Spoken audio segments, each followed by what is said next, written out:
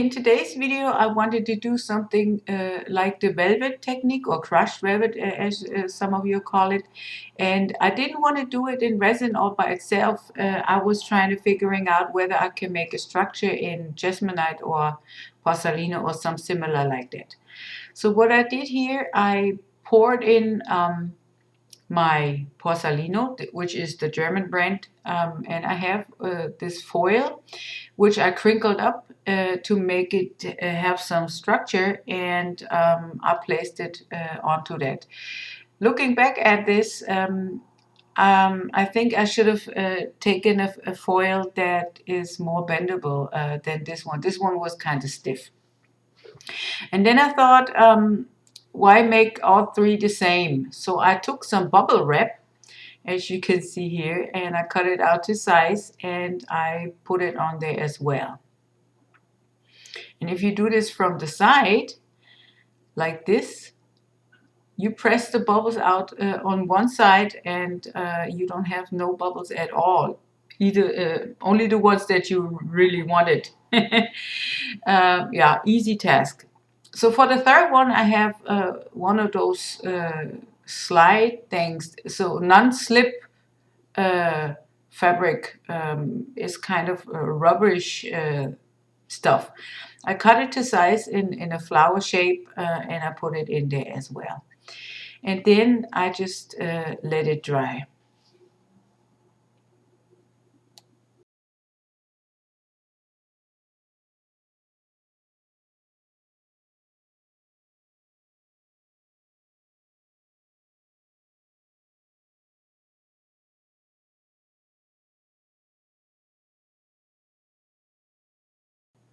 It's about 2 hours later, and I'm taking off the foils and stuff, and that was like kind of an easy task. It's not really hard to do.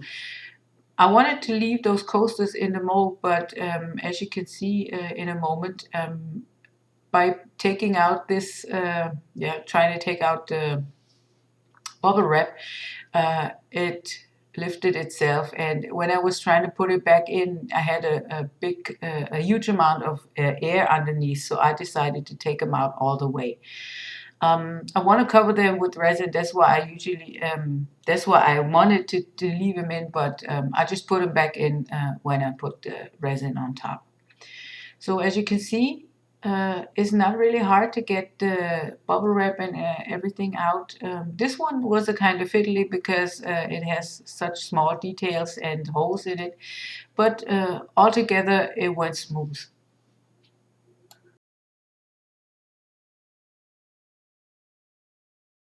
So what I got here is glitter glue and puff pans and pearl pans and stuff like that with glitter in there.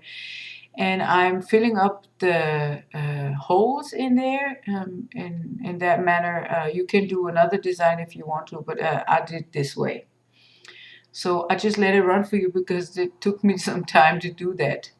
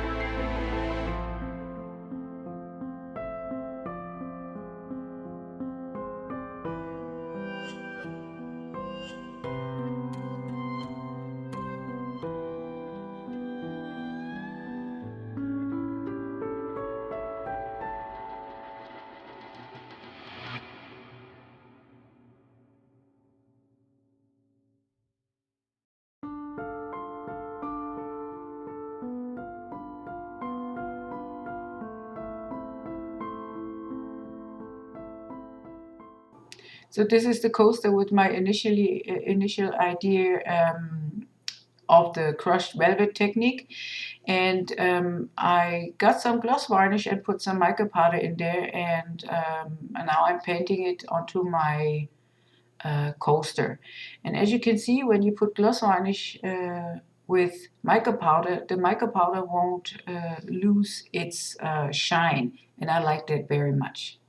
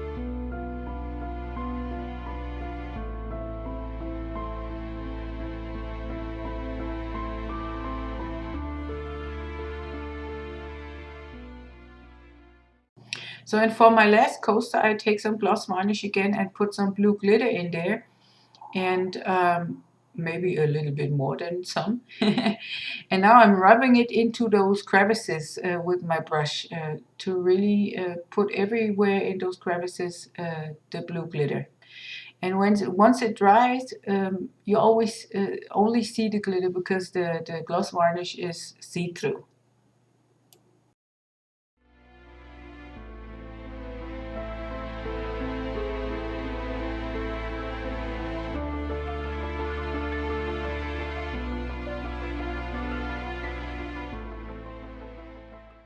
So the painting is done, and as you can see, there's lots of glitter in the crevices, and on this one you see the shine of the mica powder still, and I like that. This is like really nice. And then I have the third one with the bubble wrap where I just filled up the holes.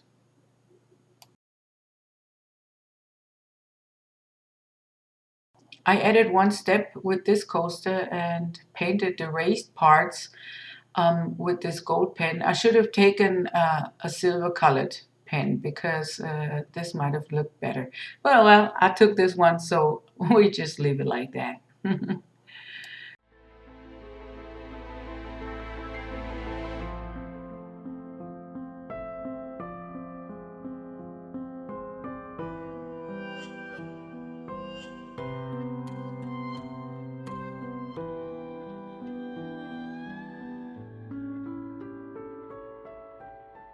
So for the resin pour, I want to put them into the molds again. These are not the molds that I used to pour them in.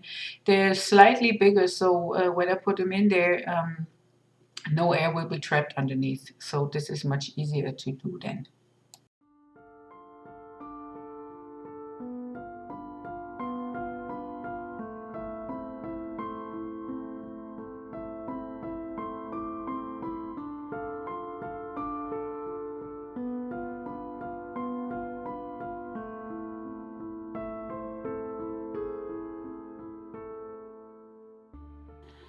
So I mixed up my resin and I'm pouring it right after mixing because yeah, it has to be, the more liquid it is, the better the air bubbles come out. And as you can see, because this coaster has so much detail, I'm pouring really slow, and this video is sped up 4 times, so you can see I'm really taking my time doing this.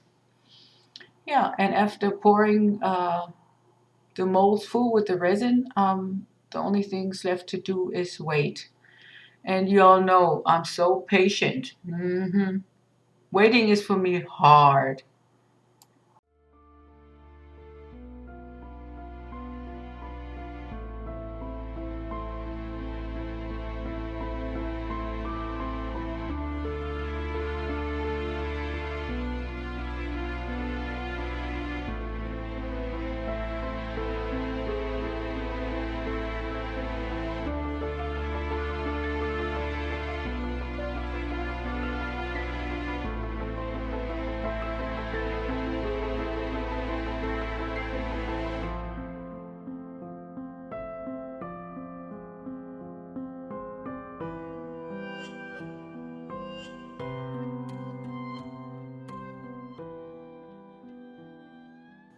So the resin is fully cured, and I can demold, and as you can see, the resin magnifies the details a whole lot, and I really like that. And I think this one especially came out really good because the details are so fine. You really can see everything underneath the resin. I like that.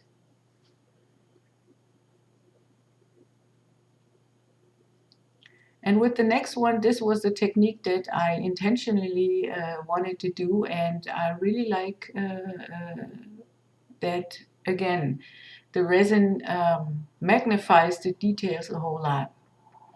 Sadly, I have an amine blush on this